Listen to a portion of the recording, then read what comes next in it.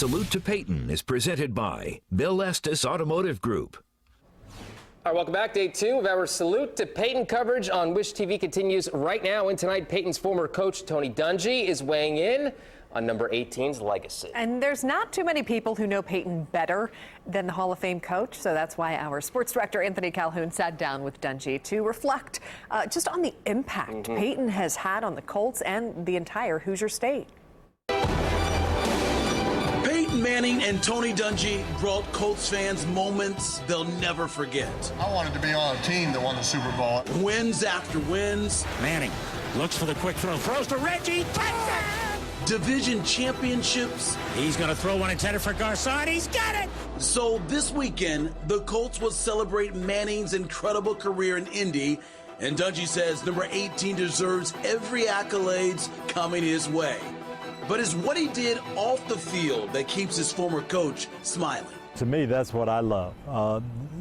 Things people will never even hear about, but just going the extra mile to make Indianapolis a better place to live. I don't think there's an athlete in the country that's more identified with their city than Peyton Manning is with Indianapolis. Peyton's 14 years with the Colts was the best thing to hit this franchise. Here comes the bucket. I think he knows it. Manning and Dungy made it to the playoffs every season the Hall of Fame coach was in Indy. All those years that you coached him, what do you take from those years? I mean, what's the number one thing you take away from those times with him? The one word I think about when I think of Peyton is commitment. He was committed to his team. He was committed to winning. He wanted to be not only a good teammate, but a good leader.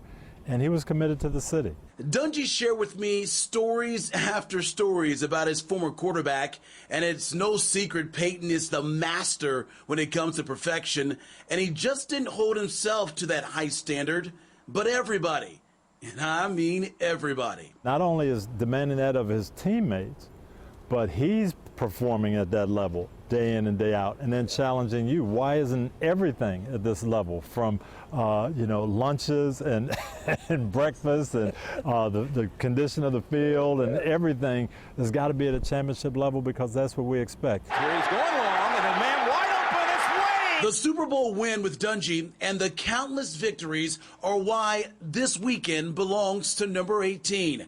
He will become the first Colts player in Indy to have his jersey retired, and of course, He's going to have a statue. My goodness. I mean, if that's not saying that you've had an impact, I don't know what else is, right? When I got the news that there was going to be a statue in front of the stadium of Peyton, my first thought was, he's not going to like this. And I'm sure he doesn't, but it needs to be done. It's well-deserved, and the city is going to appreciate it. I'm going to appreciate it. So even though he may not like it, he's got to put up with it. And putting up a statue is exactly what the Hoosier State would want for its quarterback.